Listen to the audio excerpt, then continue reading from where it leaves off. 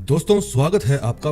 Last video में हमने Clio web series के पहले 4 एपिसोड एक्सप्लेन किए थे। अगले 4 मैं इस वीडियो में लेकर हाजिर हुआ हूँ। यकीन मानो ये बहुत ही बेहतरीन वेब सीरीज है। अगर अब तक आपने ये नहीं देखी तो जाकर पहले इसके पहले 4 एपिसोड देखें। लिंक आपको डिस्क्रिप्शन और आई बटन में मिल जाएगा। सो बिना समय गवाए कहानी आगे बढ़ाते हैं।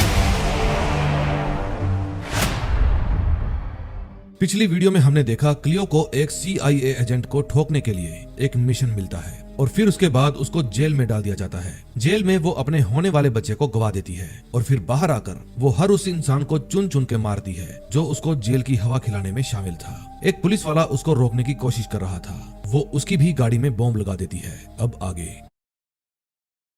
5th एपिसोड की शुरुआत में हम देखते हैं क्लियो भागती हुई टॉमी के घर जा रही थी क्योंकि वो उससे कुछ जानकारी हासिल करना चाहती थी। अब वो बॉम्ब फटने से पहले उसके घर पहुंचना चाहती थी। दूसरी तरफ टॉमी आवाज लगाकर अपनी वाइफ को कहता है मैं गाड़ी धुलवाने जा रहा हूँ और फिर वो खुद ही अपनी वाइफ की आवाज में कहता है ठीक है डार्लिंग, जो तुम चाहो, तुम कितने अच्छे हो। फिर वो जैसे ही चाबी लगाकर गैरेज का दरवाजा खोलने लगता है क्लियो वहाँ पर पहुँच जाती है। वो गन दिखाकर कहती है दरवाजे से पीछे हट जाओ। फिर वो उसको दरवाजा खोलकर दिखाती है और कहती है अभी तुम्हारा भुर्ता बन जाता। टॉमी कहता है ये क्या बकवास है, तुम मुझे मारना चाहती थी। फिर क्लियो पूछती है तुम मुझे ये बताओ उस दिन मैंने वेस्ट बर्लिन के बार में किसको मारा था। टॉमी कहता है जो तुमको पसंद नहीं आता, क्या तुम उसको यूं ही मार देती हो। सुबह उठी, ऑरेंज जूस पिया, थोड़ा बहुत गाना गाया और फिर मार दिया जिसको मारना है। और फिर 2-3 साल बाद तुम्हें उसकी याद आती है। फिर तुम पता करती हो मैंने किसको मारा। उसकी बात सुनकर क्लियो कहती है टॉमी मुझे पता करके बताओ मैंने किसको मारा, क्योंकि मैं जानना चाहती हूँ मुझे जेल में क्यों भिजवाया गया था। टॉमी कहता है तुम तो सिर्फ जेल में गई थी लेकिन मुझे तो तुम ऊपर भेजने वाली थी। क्लियो कहती है कम ऑन टोनी, मैंने तुम्हारी जान बचाई है, अब मेरे लिए इतना काम तो करना ही पड़ेगा। तभी अगले सीन में हम देखते हैं क्लियो बिल्लू नशेड़ी के साथ बैठकर गप्पे लड़ा रही थी। तभी उसके घर की बेल बजती है। फिर वो बाहर जाकर देखती है बाहर कोई बूढ़ी औरत उसके नाना जी से मिलने आई थी। फिर क्लियो उसको अंदर ले आती है और उसका कोट उतारकर उसे बैठने को कहती है। वो बताती है नाना जी मार्केट गए हैं। फिर जब वो उसका कोट रखने जाती है तो उसकी पॉकेट में से उसके ID कार्ड को चेक कर लेती है, जिससे उसको पता चल जाता है कि ये फेडरल इंटेलिजेंस ऑफिसर है और इसका नाम गीक है। उस समय बिल्लू नशेड़ी उस ऑफिसर के साथ अजीब हरकतें कर रहा था। फिर क्लियो उसको दूर भगा देती है। फिर ड्रिंक पीते वक्त गीक पूछती है तुम्हारे नाना जी कब आएंगे। क्लियो कहती है वो पैदल गए हैं, उन्हें समय भी लग सकता है। फिर वो अपनी ब्रांडी खत्म करती है और कहती है मैं फिर आऊंगी। फिर क्लियो उसको मारने के लिए चाकू उठा लेती है और गीक भी अपनी गन निकालने लगती है। तभी बिल्लू नशेड़ी को सस्ते नशे के कारण वॉमिट आने लगती है, इसलिए वो नीचे गिर जाता है। फिर वो क्लियो के पांव पकड़ लेता है और मौके का फायदा उठाकर गीक वहाँ से भाग जाती है।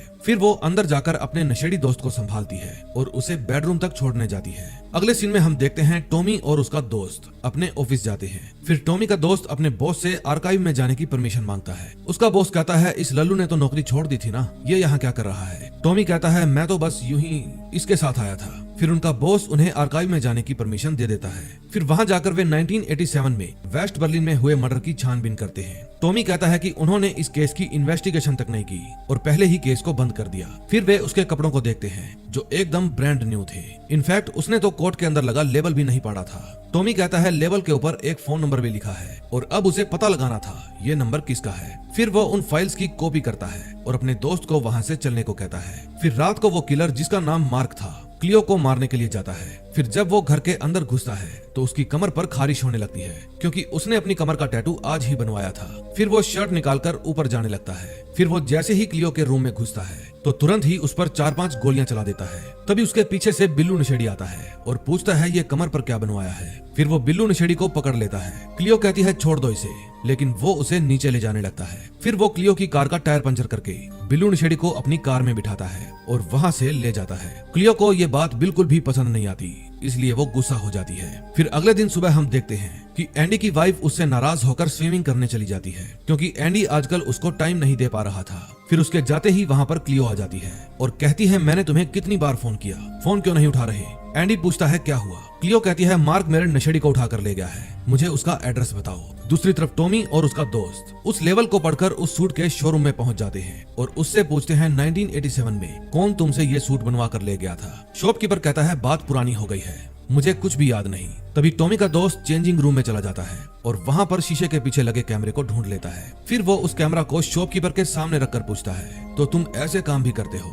फिर टॉमी कहता है अब या तो मैं अपनी टीम को बुलाकर तुम्हारे शोरूम का कोना कोना छान मारूं और सभी सीसीटीवी फुटेज भी निकलवा लूं, या फिर तुम चुपचाप कोऑपरेट करो। फिर वो सीधा अपने लॉकर रूम में जाता है और एक फाइल निकाल कर लाता है जिसमें उस आदमी की फोटो भी थी जिसको बार में मारा गया था। शॉपकीपर बताता है कि इस तरह की फोटोज इकट्ठा करना मेरा शौक है, मैं कभी भी इसका गलत यूज नहीं करता। फिर वो टॉमी को बताता है कि उस दिन ये आदमी बड़ा ही जल्दी में था, इसने जो भी पहला सूट देखा उसे ही पसंद कर लिया। उस समय इसके पास एक रेड कलर की सूटकेस भी थी जिसके साथ वो चिपक कर खड़ा था। उसके पास जो सूटकेस था वैसे सूटकेस ईस्ट जर्मनी में मिलते हैं, नकली लेदर और एक साइड पर बैच लगा हुआ सूटकेस। ऐसे सूटकेस जीडीआर के लिए ही बनाए जाते हैं। उसकी बातें सुनकर टॉमी बहुत खुश हो जाता है और शॉपकीपर को चूम लेता है क्योंकि आज तो उसे जरूरत से ज्यादा ही जानकारी मिल गई थी। फिर वो अपनी डायरी में शॉपकीपर का नंबर भी लिखवा लेता है ताकि कुछ पूछना हो तो यहाँ पर आने की जरूरत ना पड़े।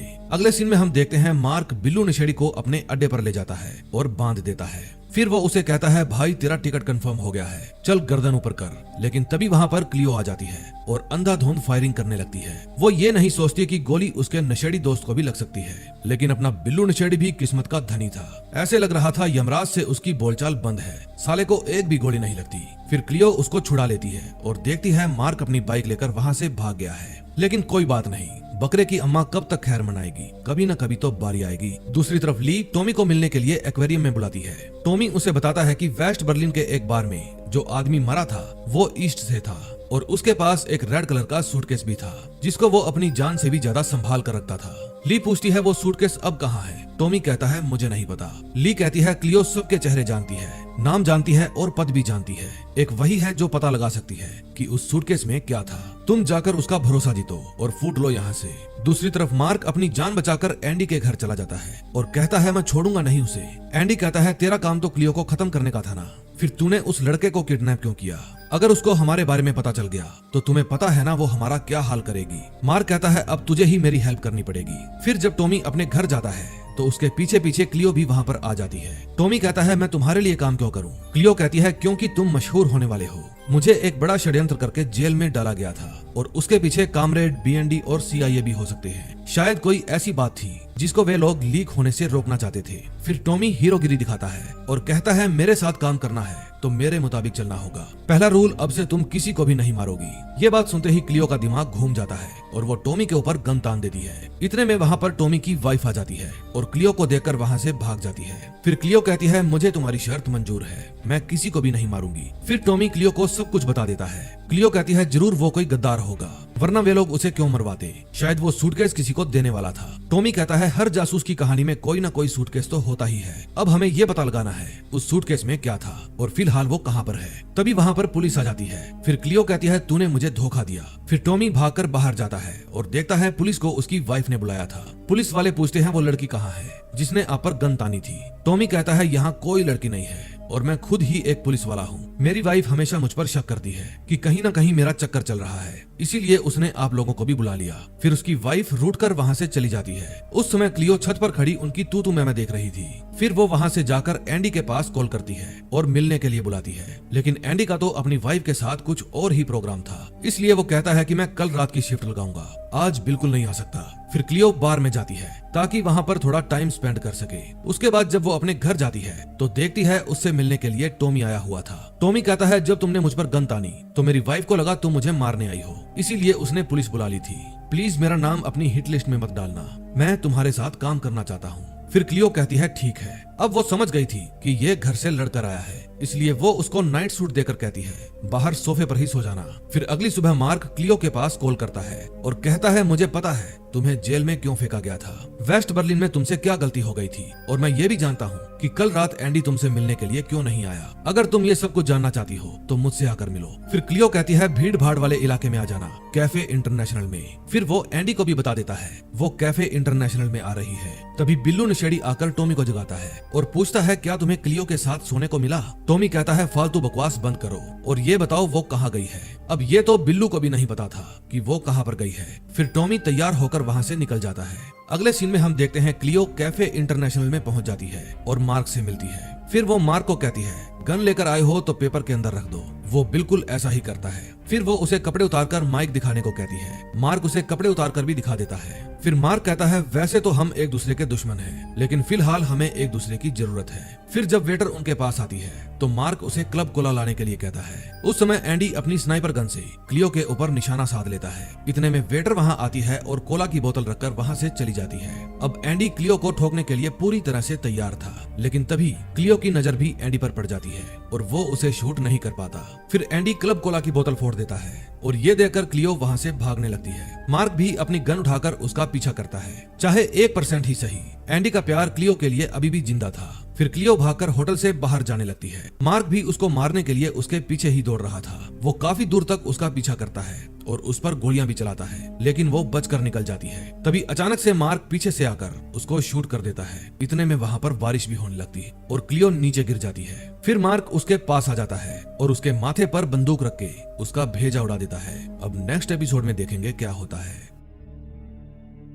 6th एपिसोड की शुरुआत फ्लैशबैक से होती है। ये वो समय था जब क्लियो छोटी थी। एक बार वो टीवी देख रही थी, तभी 2 ऑफिसर्स उसकी माँ को घसीट कर ले जाने लगते हैं। तभी वहाँ पर क्लियो के नाना आते हैं। वो कहते हैं मैं तुम्हारा नाना हूँ, अब तुम्हें मेरे साथ चलना होगा। फिर वो क्लियो को अपने घर ले आते हैं। तभी खाने की टेबल पर क्लियो पूछती है मम्मी को क्या हुआ। उसके नाना बताते हैं तुम्हारी माँ हमारे देश को छोड़कर चली गई है। वो बुरे लोगों के साथ जर्मनी चली गई, क्योंकि वहाँ के लोगों ने तुम्हारी माँ से बड़े बड़े झूठे वादे किए हैं और तुम्हारी माँ उनके जाल में फंस गई। फिर वो पूछती है कि मम्मी मुझे साथ क्यों नहीं ले गई, लेकिन जवाब देने से पहले ही वहाँ पर स्कूल की रिंग बजती है और वहाँ बहुत सारे बच्चे इकट्ठा हो जाते हैं। उन सभी बच्चों को खास तरह की ट्रेनिंग दी जा रही थी, हर तरह की मुसीबत से लड़ने की ट्रेनिंग। फिर कुछ दिन बाद क्लियो अपने नाना से पूछती है कि मम्मी अब तक वापस क्यों नहीं आई। उसके नाना बताते हैं तुम्हारी मम्मी जर्मनी में बीमार पड़ गई थी और डॉक्टर्स भी उनकी जान नहीं बचा पाए। अब तुम्हें अपनी माँ को भूलकर एक बहादुर लड़की बनना होगा, बिल्कुल एक सिपाही की तरह। फिर एक दिन क्लियो पड़ोसी के लड़के के साथ खेल रही थी। फिर उसके नाना उसे समझाते हैं कि तुम कोई आम लड़की नहीं हो, तुम यूं ही किसी के साथ घुल मिल नहीं सकती,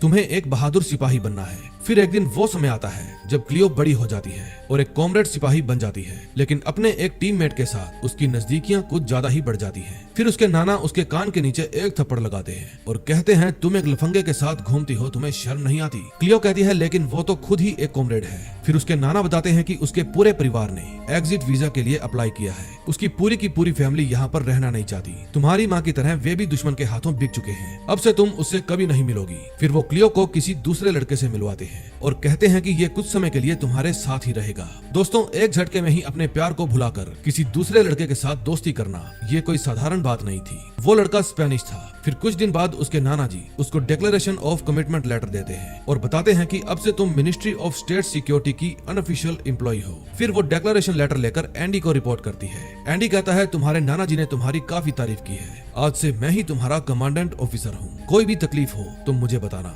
फिर वो पूछता है क्या तुम निर्धारित कार्यों के अलावा इस देश के कुछ खास मिशन करना चाहोगी। क्लियो हाँ कह देती है। फिर उसको गन चलाने की ट्रेनिंग दी जाती है। बहुत ही कम समय में वो एकदम परफेक्ट निशानेबाज बन जाती है। मार्क नाम का वो कातिल जिसने क्लियो को मारा था वो भी इसी के बैच का बंदा था, लेकिन अंदर अंदर से क्लियो से चिढ़ता था क्योंकि क्लियो उससे हर तरह से बेस्ट थी। तभी वहाँ पर कमांडर आते हैं और कहते हैं तुम मुझे रमोना की याद दिलाती हो, वो सबसे बेस्ट थी। फिर मार्क कहता है मैंने तो कभी उसका नाम नहीं सुना, कौन थी वो। फिर क्लियो उसकी बात काटते हुए कहती है तुम्हें कमांडर से सवाल पूछने का कोई हक नहीं है। फिर कमांडर उसे डांटते हैं और कहते हैं कि तुम अपने साथी की बेइज्जती नहीं कर सकती। फिर उनके जाने के बाद मार्क पूछता है तुम खुद को स्पेशल समझती हो क्या, लेकिन क्लियो उसकी बात का कोई जवाब नहीं देती। अब कुछ समय बाद वो डिप्लोमा होल्डर बन जाती है, लेकिन उसके मार्क्स देखकर उसके नाना जी को खुशी नहीं होती। फिर वो गुस्से में वहाँ से चली जाती है। फिर जब वो अपना पहला मिशन पूरा कर लेती है तो उसके नाना जी बहुत खुश होते हैं। फिर कुछ समय बाद उसको national silver order of merit medal मिलता है क्योंकि उसने दुश्मन के खेमे में जाकर कई महत्वपूर्ण मिशन को पूरा किया था।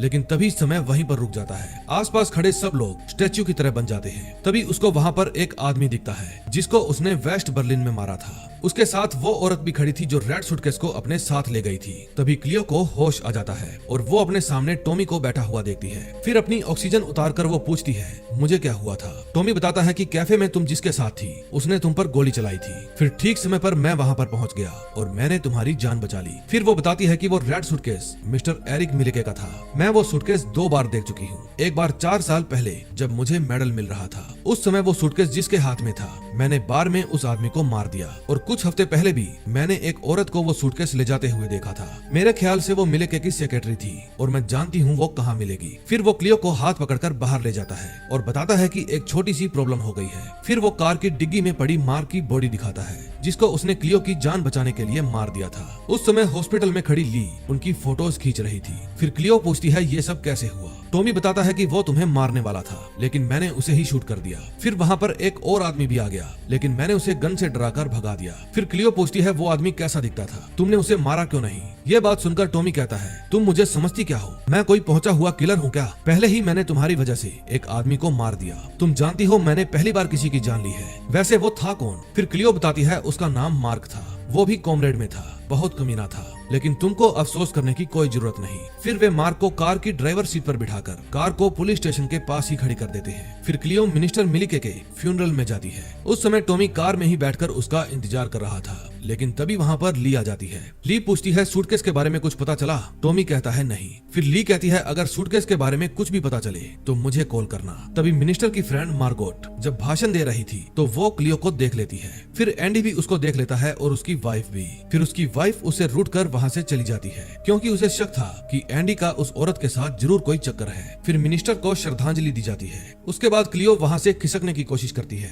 लेकिन मार्गोट उसे रोक लेती है। मार्गोट पूछती है तुम यहाँ पर क्या कर रही हो। क्लियो कहती है श्रद्धांजलि देने आई हूँ। फिर मार्गोट कहती है मिनिस्टर के कत्ल में तुम्हारे तरीके की झलक दिखती है। क्लियो कहती है ये सब तरीके आप लोगों ने ही तो सिखाए हैं, अब जरूरी काम तो करने ही पड़ेंगे। फिर वो वहाँ से सीधा कार में जाती है और टॉमी को कहती है वो रही सूटकेस वाली औरत, पीछा करो उसका। दूसरी तरफ एंडी और उसकी वाइफ लड़ते झगड़ते अपने घर पहुँच जाते हैं। एंडी की वाइफ कहती है तुम सीधी तरह बता दो वो लड़की कौन है। मैं सब जानती हूँ, वो कोई म्युनिसिपल कमेटी में काम नहीं करती, वो तुम्हारे लिए ही यहाँ पर आई थी। फिर उसकी वाइफ टॉयलेट में चली जाती है। तभी एंडी बताता है उसका नाम क्लियो है। पहले मैं भी मिनिस्ट्री ऑफ स्टेट सिक्योरिटी में काम किया करता था। मैं वहाँ पर एक सीक्रेट ऑफिसर था, डिवीजन 18 का कमांडर ऑफिसर। हम अनऑफिशियली अपने मिशन को पूरा किया करते थे। मेरे ऑर्डर पर उन्होंने कई लोगों की हत्याएं की और क्लियो भी उनमें से एक थी। मेरा उसके साथ रिश्ता भी था लेकिन अब वो खत्म हो चुका है। अब मेरी लाइफ में सिर्फ तुम बची हो। मेरे डिपार्टमेंट ने मुझे एक ऐसा मिशन दिया है जिसमें मुझे एक इंफॉर्मेशन को प्रोटेक्ट करना है जिससे पूरी दुनिया तबाह हो सकती है और क्लियो उस मिशन के लिए खतरा है। दूसरी तरफ क्लियो और टॉमी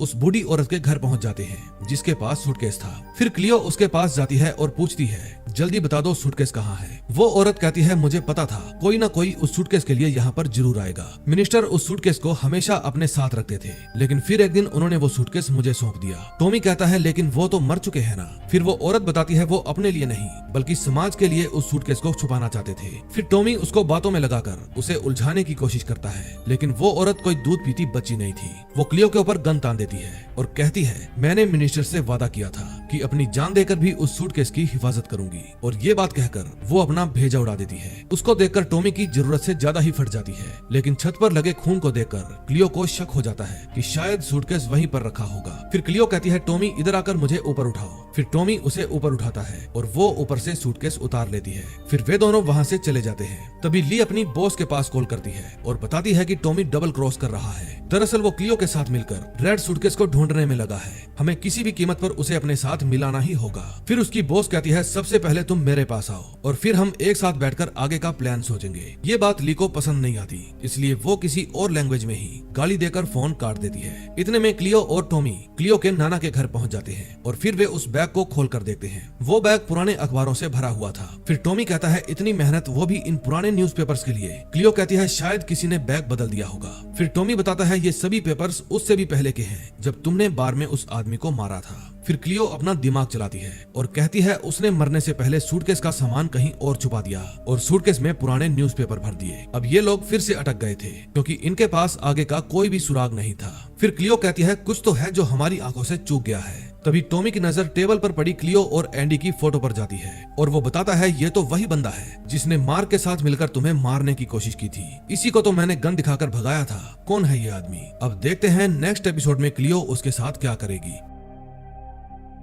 7th एपिसोड में हम देखते हैं एंडी तैयार होकर अपनी गन रेडी करता है क्योंकि आज उसका प्लान क्लियो को मारने का था। दूसरी तरफ क्लियो भी गुस्से में थी। फिर टॉमी उसे कहता है, देखो गुस्से में आकर कुछ भी गलत काम मत करना, हो सकता है वो उस दिन वहाँ पर तुम्हें बचाने आया हो। फिर वो उसकी मशीन गन देखकर डर जाता है और कहता है, तुमने मुझे किसी और को ना मारने का वादा किया था। देखो किसी को मारने से मुश्किलें हल नहीं होती, बस उनकी जान चली जाती है। फिर क्लियो अपनी गन उसे दे देती है और कहती है, ठीक है मैं सिर्फ बात करूंगी। फिर वे गन को वहीं पर छोड़कर एंडी से बात करने के लिए चले जाते हैं। दूसरी तरफ एंडी अपनी वाइफ को कहता है, क्यों ना हम छुट्टियां मनाने के लिए किसी ट्रिप पर चलें। वैसे भी तुम और हमारा ये होने वाला बच्चा मेरे लिए इस दुनिया में सबसे बढ़कर हो। फिर उसकी वाइफ अपने टेस्ट करवाने चली जाती है। तभी कुछ देर बाद उसके घर की बेल बजती है। जब वो दरवाजा खोलता है तो बाहर खड़ी क्लियो सीधा उसके कंधे में गोली मारती है। यह देख टॉमी घबरा जाता है और फिर वो क्लियो को रोकने की कोशिश करता है, लेकिन क्लियो उसको बाथरूम में बंद कर देती है। फिर वो एंडी को सोफे पर बिठाकर पूछती है, बताओ उस दिन तुम कैफे इंटरनेशनल में क्या कर रहे थे। एंडी कहता है, मार्क तुम्हें मारने आया था और मैं तुम्हें बचाने आया था।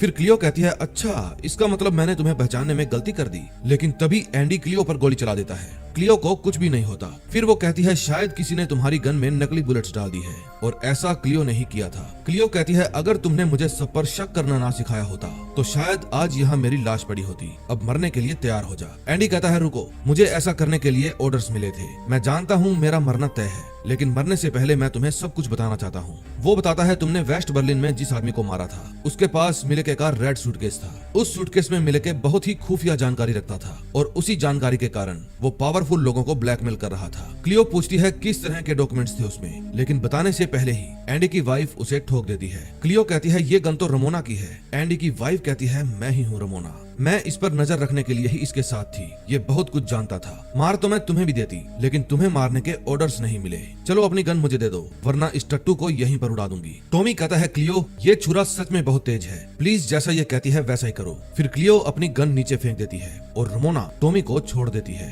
फिर वो नीचे से चाकू उठाती है और उन दोनों को जिंदा छोड़कर ही वहाँ से चली जाती है। फिर क्लियो अपने प्यार को देखकर कहती है, काश तुम मेरे ही साथ रहते। टॉमी कहता है, वो तो तुमसे भी बड़ी पागल थी। कौन थी वो? क्लियो कहती है, रमोना। फिर वो अपनी गन उठाती है और टॉमी को अपने साथ लेकर वहाँ से चली जाती है। दूसरी तरफ बिल्लू नशेड़ी अपने एक दोस्त को क्लियो के नाना के घर बुलाता है। उसके दोस्त का नाम डोपी था। वो डोपी को कहता है, आज मैं अपना मिशन पूरा कर पाऊंगा, इसके लिए मुझे वो करना होगा जो मैं नहीं करना चाहता। डोपी कहता है, दोस्त तुम्हारा मिशन बहुत अहम है, उन लोगों के बारे में सोचो जिनको तुम पर विश्वास है। तुम्हारी प्रिंसेस तुम्हारा इंतजार कर रही है। तभी क्लियो के नाना की फोटो गिरती है और टेप रिकॉर्डर का म्यूजिक ऑन हो जाता है। फिर बिल्लू नशेड़ी कहता है, ये एक इशारा है कि मुझे अपना मिशन पूरा करना चाहिए। फिर वो अपने दोस्त को नोटों वाला बैग दिखाता है। इतने सारे रुपए देखकर वे दोनों खुशी मनाने लगते हैं। दूसरी तरफ क्लियो कार में बैठी बैठी रो रही थी। फिर टॉमी कहता है, क्लियो जो भी हुआ मुझे उसके लिए दुख है, लेकिन अब हमें पहले से ही सोच लेना चाहिए आगे क्या करना है। क्या एंडी ने मरने से पहले कुछ बताया? क्लियो बताती है कि उसने कहा था वेस्ट जर्मन इंटेलिजेंस में कोई डबल एजेंट है। फिर वो बताती है कि कुछ दिन पहले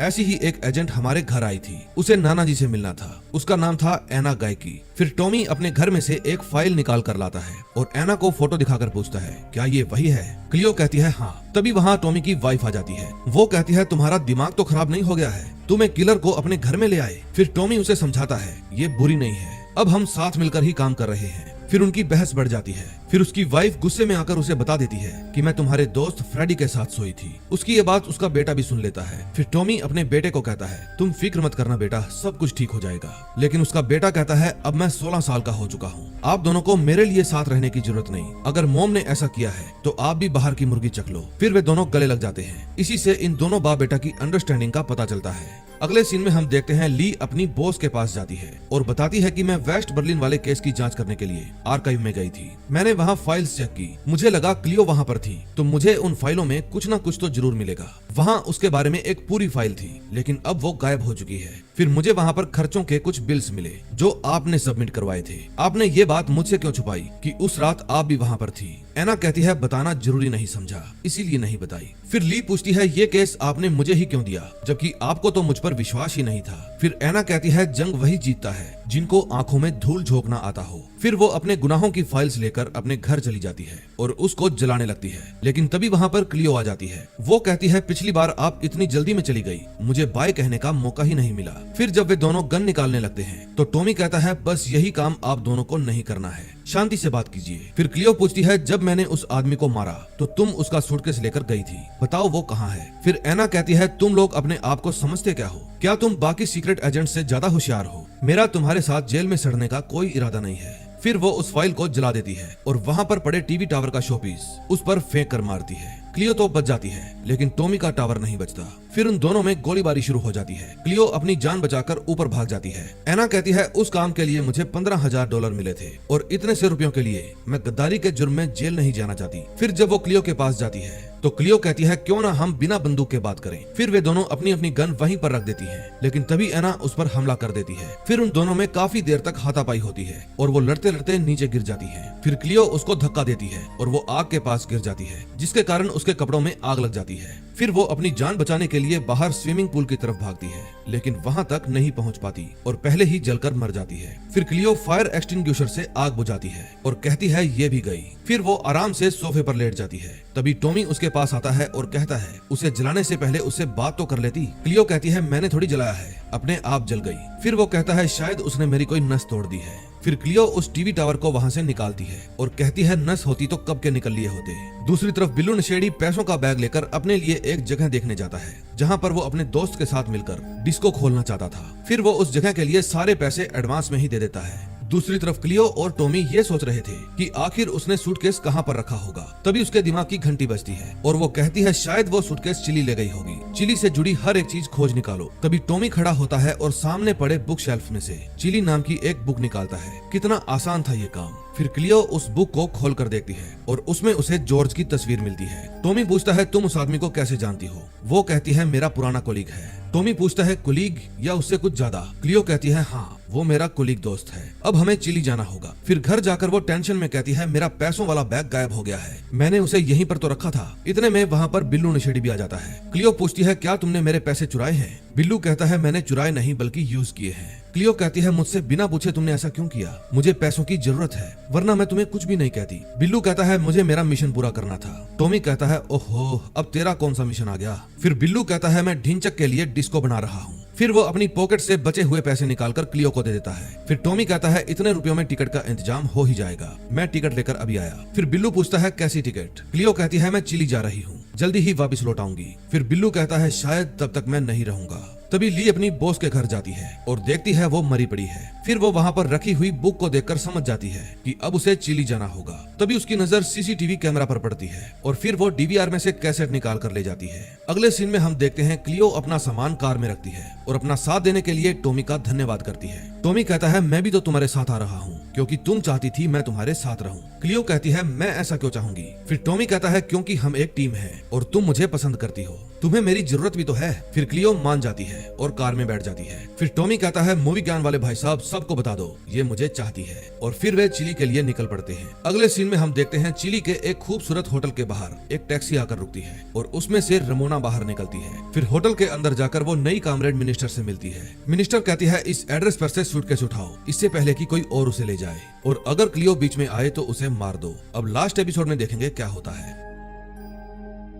लास्ट एपिसोड में हम देखते हैं बिल्लू नशेड़ी और उसका दोस्त अपने डिस्को के नए सेटअप लगने की खुशी में डांस कर रहे थे। तभी वहाँ पर एक तेज रोशनी होती है और एक उड़न तश्तरी वहाँ पर आकर रुकती है। फिर बिल्लू का दोस्त कहता है जा भाई तेरा बुलावा आ गया है। फिर वो उड़न तश्तरी बिल्लू को अपनी तरफ खींच लेती है और अपने साथ उड़ा कर ले जाती है। दूसरी तरफ क्लियो एयरपोर्ट पर अपनी चेकिंग करवा रही थी और फिर जब टॉमी की बारी आती है तो वो वहीं पर अटक जाता है। फिर उसको ली के सामने पेश किया जाता है। ली पूछती है हमारी डील का क्या हुआ? तुमने अब तक मुझे कोई भी जानकारी नहीं दी। फिर अपनी सफाई देते हुए टॉमी कहता है हमारे टारगेट ने अचानक से चिली जाने का प्रोग्राम बना लिया है और मुझे तुम्हें कुछ भी बताने का मौका ही नहीं मिला, और वैसे भी अब तुम ऐसी पोजीशन में नहीं हो कि मुझ पर रोब झाड़ सको। अब वादे के मुताबिक पहले मुझे B&D का एजेंट बनाओ, फिर हम आगे बात करेंगे। फिर ली उसको उसकी ही फोटो दिखाकर कहती है क्यों ना हम इस सस्पेक्ट के बारे में बात करें जिसने 2 खून किए हैं। फिर वो धमकाकर टॉमी को छोड़ देती है। फिर जब वो क्लियो के पास जाता है तो वो पूछती है क्या हुआ था। वो बताता है रूटीन चेकअप, चलो फिर चलते हैं। क्लियो को उस पर शक हो जाता है और फिर सारे रास्ते वो उसको घूरते हुए ही जाती है। फिर वो एक होटल में रूम लेते हैं। क्लियो कहती है मुझे अकेले सोने में डर लगता है, दिमाग में कोई ख्याली पुलाव हो तो मत बनाना। फिर वो टॉमी से पूछती है तुम मुझे परेशान लग रहे हो, लेकिन वो इनकार कर देता है। फिर रात को भी सोते समय टॉमी को नींद नहीं आती। फिर अगले दिन सुबह वे दोनों जॉर्ज के घर जाते हैं। उसकी माँ बताती है अब वो इस दुनिया में नहीं रहा, 5 महीने पहले ब्रेन ट्यूमर ने उसकी जान ले ली। फिर वो अपना दुख प्रकट करने के लिए उसको अपने गले लगा लेती है, लेकिन तभी क्लियो की नजर घर के अंदर पड़े कपड़ों और जूतों पर जाती है और उसे शक हो जाता है। तभी जॉर्ज रमोना को फोन करके बताता है क्लियो हमारे घर पर आई थी, लेकिन हम उसके लिए पहले पहले से ही तैयार थे। रमोना कहती है क्लियो को दूध पीती बच्ची समझते हो क्या। इतने में क्लियो उसको आवाज देती है और वो फोन कट कर देता है। जॉर्ज वही स्पेनिश लड़का था जिसको क्लियो के नाना ने उससे मिलवाया था। फिर वो जॉर्ज से पूछती है वो सूटकेस कहाँ है। जॉर्ज कहता है वो मैं तुम्हें नहीं दे सकता। क्लियो कहती है मैं दोबारा नहीं पूछूंगी। फिर जॉर्ज उसको अपने साथ चलने को कहता है। फिर जब वो उसके साथ नीचे जाती है तो जॉर्ज की माँ अचानक से आती है और क्लियो का गला घोट देती है। उस समय टॉमी आराम से अपनी कार में बैठा था। तभी वो जॉर्ज को घर से बाहर जाते हुए देखता है और फिर वो भागकर उसका पीछा करता है। तभी क्लियो के हाथ में चाकू लग जाता है और फिर वो उससे जॉर्ज की माँ पर वार करती है और उसे ठोक देती है। इतने में वहाँ फोन की घंटी बजती है। फिर जब क्लियो फोन उठाती है तो रमोना कहती है तुम अभी तक जिंदा हो, तुम मुझसे मिलने क्यों नहीं आती। फिर वो उसको एक बार का एड्रेस बताकर वहाँ पर आने को कहती है। दूसरी तरफ टॉमी जॉर्ज को आवाज लगाता है और पूछता है क्लियो कहाँ है, लेकिन वो टॉमी को मारने के लिए अपनी गन निकाल लेता है। इतने में वहाँ एक ट्रक आता है और उसको उड़ा देता है। अब ऐसा कैसे हो सकता है कोई क्लियो से मिले और उसकी मौत ना हो। इतने में क्लियो भी वहाँ पर आ जाती है। टॉमी कहता है जल्दी से निकलो यहाँ से, पुलिस आती ही होगी। फिर क्लियो कहती है मैं रमोना से मिलने जा रही हूँ, तुम जल्दी से उसके होटल जाओ। सीक्रेट सर्विस वाले उसी होटल में ठहरते हैं। वहाँ जाकर देखो सूटकेस का कोई सुराग मिलता है या नहीं। फिर वो होटल की रिसेप्शन पर जाता है और कहता है मेरी रमोना नाम की फ्रेंड अपने रूम में कुछ सामान भूल गई है, उसने मुझे लाने को कहा है। रिसेप्शनिस्ट कहता है आप चाहते हैं मैं एक अजनबी को हमारे गेस्ट के रूम में घुसने दूं? फिर टॉमी उसे इस काम के लिए रिश्वत देता है। रिसेप्शनिस्ट उससे उसकी घड़ी भी मांग लेता है और फिर जाने देता है। दूसरी तरफ क्लियो रमोना से मिलने जाती है और वहाँ जाकर सीधा मुद्दे पर आती है और पूछती है कि सूटकेस कहाँ है, लेकिन रमोना उसको एक कहानी सुनाने लगती है। दूसरी तरफ टॉमी उसके रूम की तलाशी ले रहा था। तभी उसको एक गन मिलती है जिसको वो अपने पास ही रख लेता है। तभी रमोना पीने के लिए 2 कॉफी ऑर्डर करती है और कहती है मैं अभी टॉयलेट होकर आती हूँ। दूसरी तरफ टॉमी को रमोना के सामान में से एक मैप मिलता है। अब ये मैप किस चीज का था ये आगे पता चलेगा। दूसरी तरफ वेटर 2 कॉफी लाकर क्लियो के सामने रख देती है। क्लियो कॉफी को ध्यान से देखती है और रमोना को कहती है काफी अच्छी कोशिश थी। फिर वो उसके बाल पकड़कर उसको टेबल पर लिटा देती है और पूछती है सूटकेस कहाँ है। रमोना कहती है क्या तुम जानती हो टीटीएस को छूने से भी जहर फैलता है, तुम्हारी उंगली पर तो कट भी लगा है। टीटीएस के असर के लिए इतना घाव काफी है। तभी टीटीएस का असर होना शुरू हो जाता है और क्लियो बेहोश हो जाती है। फिर रमोना वेट्रेस को कहती है ये आधे घंटे में मर जाएगी, ऐसा लगेगा इसको स्ट्रोक आया था। वेट्रेस रमोना की फ्रेंड थी, खास वाली। इतने में टॉमी भी बार के बाहर पहुंच जाता है और रमोना को बार से जाते हुए देख लेता है। फिर जब वो बार के अंदर जाता है तो देखता है क्लियो बेहोश पड़ी है। फिर वो उसे होश में लाने की कोशिश करता है। फिर वो पास में बैठे हुए बुड्ढों से पूछने की कोशिश करता है कि इसको क्या हुआ है, लेकिन उनको किसी से कोई मतलब नहीं था। तभी वहाँ पर वेट्रेस आती है और टॉमी को शूट करने की कोशिश करती है, लेकिन उससे पहले ही टॉमी उसे शूट कर देता है। फिर वो दोबारा पूछता है क्लियो तुम्हें क्या हुआ है। वो कहती है पॉइजन। टॉमी पूछता है अब मुझे क्या करना चाहिए। क्लियो कहती है डोपामिन। फिर टॉमी पूछता है वो कहाँ मिलेगी। क्लियो कहती है होटल रूम में। फिर वो उसको गोद में उठा लेता है और होटल ले जाता है। फिर वो क्लियो के सामान में डोपामिन ढूंढता है और वहाँ उसे डोपामिन की डोज मिल जाती है। फिर वो जैसे ही क्लियो को इंजेक्शन लगाता है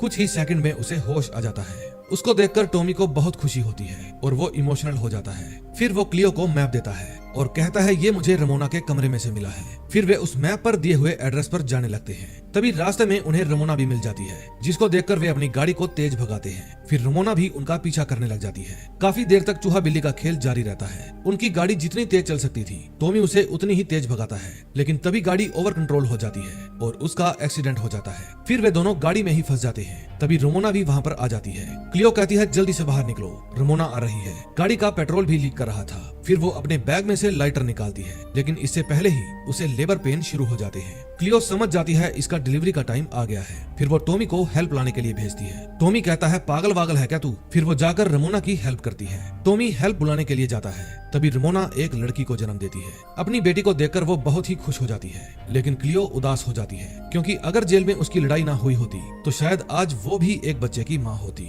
फिर वे दोनों रमोना की कार लेकर मैप पर बताए हुए एड्रेस पर पहुंच जाते हैं। वहाँ पर एक बहुत बड़ा स्टैचू बना हुआ था। क्लियो समझ जाती है कि वो रेड सूटकेस वहीं पर कहीं छुपाया गया है। फिर वो स्टैचू के ऊपर चढ़ने लगती है और उसको देखकर टॉमी की फट जाती है। फिर वो स्टैचू के पिलर पर बनी हुई सुरंग के अंदर घुस जाती है और बैग लेकर ही बाहर आती है। फिर वे उस बैग को लेकर सीधा होटल रूम में आ जाते हैं। फिर जब वे उस बैग को खोलकर देखते हैं तो उसमें कई तरह की फाइल्स मिलती है, जिसमें उनके बड़े बड़े ऑफिसर्स के काले कारनामे थे। बैग में उन्हें 2 देशों के प्रेसिडेंट की फोटो भी मिलती है, जो गैर कानूनी ढंग से जीडीआर चला रहे थे। तभी कोई जोर जोर से उनका दरवाजा खटखटाता है। फिर वे अपनी गन उठा लेते हैं और क्लियो दरवाजा खोलने जाती है। बाहर से कॉमरेड की नई प्रेसिडेंट मार्गरेट अंदर आती है और कहती है मैं अपना सूटकेस लेने आई हूँ। फिर वो दारू की बोतल देखकर अपने लिए एक पटियाला पैक बनाती है। टॉमी कहता है दुश्मन के साथ समझौता। मुझे तो ये बात बिल्कुल भी समझ में नहीं आई। फिर मार्गोट समझाती है हमारी संस्था को चलाने के लिए पैसों की जरूरत थी और उनके पास पैसा था। सीधी सी बात है, तू मेरी पीठ खुजा और मैं तेरी। हमें जिसकी जरूरत थी उन्होंने हमें वो दिया और उनको जिस चीज की जरूरत थी हमने उन्हें वो दिया। क्लियो कहती है आप देश के दुश्मनों के साथ मिले हुए थे। मार्गरेट कहती है तभी तो हम नहीं चाहते ये बात बाहर निकले, वरना अमेरिका, रशिया और हमारे बीच सीरियस प्रॉब्लम हो जाएगी। पता नहीं कैसे ये सारे डॉक्यूमेंट्स लीक हो गए और वो मिनिस्टर मिलिके को ब्लैकमेल करने लगा। फिर हमने तुम्हें भेजकर उसे मरवा दिया। फिर क्लियो पूछती है लेकिन आपको ऐसा क्यों लगता है? हम ये सूटकेस आपको ले जाने देंगे। मार्गरेट कहती है क्योंकि मैं तुम्हें तुम्हारी माँ का पता बताऊंगी जो अभी तक जिंदा है। अपनी माँ का नाम सुनकर वो इमोशनल हो जाती है। मार्गरेट कहती है तुम्हारे नाना ने तुम्हें झूठ कहा था कि वो मर गई, लेकिन मैं ही जानती हूँ वो कहाँ है। बस बदले में मुझे सूटकेस चाहिए। टॉमी कहता है क्लियो तुम सेल्फिश मत बनो, लेकिन मार्गरेट कहती है तुम्हारी माँ का एड्रेस होटल की रिसेप्शन पर छोड़कर आई हूँ। फिर वो होटल की रिसेप्शन पर जाती है। वहाँ उसे अपनी माँ की फोटो और एड्रेस मिल जाता है। दूसरी तरफ टॉमी ये सारी बातें अपनी वाइफ को भी बता देता है। फिर उसकी वाइफ कहती है मुझे तुम्हारी इस कहानी में कोई इंटरेस्ट नहीं है। उस समय टॉमी का दोस्त भी वहाँ पर मौजूद था। फिर वो पूछता है टॉमी क्या कह रहा था। वो बताती है वही उसकी घिसी पिटी स्टोरी। फिर टॉमी ली के पास कॉल करता है और कहता है मुझे पता है वो सूटकेस कहाँ है, लेकिन बदले में मुझे भी कुछ चाहिए। अगले सीन में हम देखते हैं मार्गोट उस सूटकेस को लेकर सिक्योरिटी चेकअप से गुजर रही थी। तभी ली वहाँ आ जाती है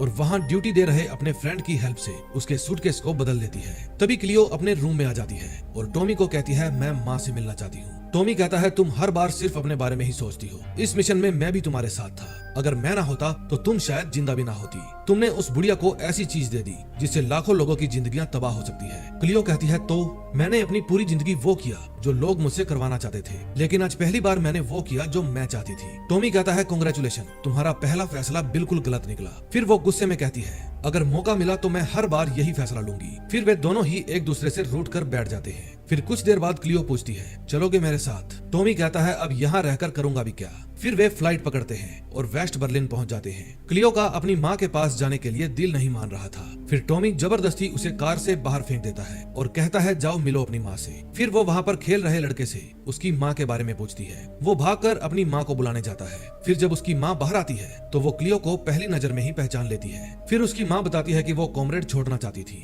फिर उन लोगों ने उसकी शिकायत कर दी और उसे बाहर निकलवा दिया। फिर मैंने नई जिंदगी शुरू की और यकीन मानो मैं अपनी लाइफ में बहुत खुश हूँ। फिर क्लियो कहती है ठीक है और वापस चली जाती है। अब कोई उसके बिना खुश है तो उसे भी जबरदस्ती क्यों करनी। फिर वो अपनी कार में जाकर बैठ जाती है और कहती है उनसे अंडों की खुशबू आ रही थी। मानो या ना मानो उसकी माँ ने जब उसे रिस्पॉन्स नहीं दिया तो क्लियो का दिल टूट गया था। फिर जब वो घर जाते हैं तो टॉमी पूछता है क्या मैं अंदर आ सकता हूँ? मेरे पास रहने के लिए कोई जगह नहीं है। क्लियो हाँ कह देती है। फिर बेड पर उसे बिल्लू नशेड़ी का लिखा हुआ लेटर मिलता है जिसमें लिखा था we will meet again on the other side. फिर टॉमी उसके लिए ड्रिंक लेकर आता है और फिर वे दोनों माल फूकने लगते हैं। फिर वहाँ गाना चलता है आज रल के गुजारांगे रात, अल्लाह करे दिन ना चढ़े। फिर अगली सुबह क्लियो जल्दी उठ जाती है क्योंकि वो टेंशन में थी। फिर वो टॉमी को बताती है कि मार्गोट के पास वो सूटकेस है। ये बात मेरे दिमाग से निकल ही नहीं रही। टॉमी कहता है शायद वो सूटकेस उसके पास नहीं है। क्लियो कहती है क्या मतलब, साफ साफ बताओ। टॉमी कहता है बस यूं ही मजाक कर रहा था, भूल जाओ उसे। फिर क्लियो के जोर देने पर वो बताता है मैंने वो सूटकेस बदलवा दिया था। क्लियो कहती है टॉमी तुमने मुझे धोखा दिया ना,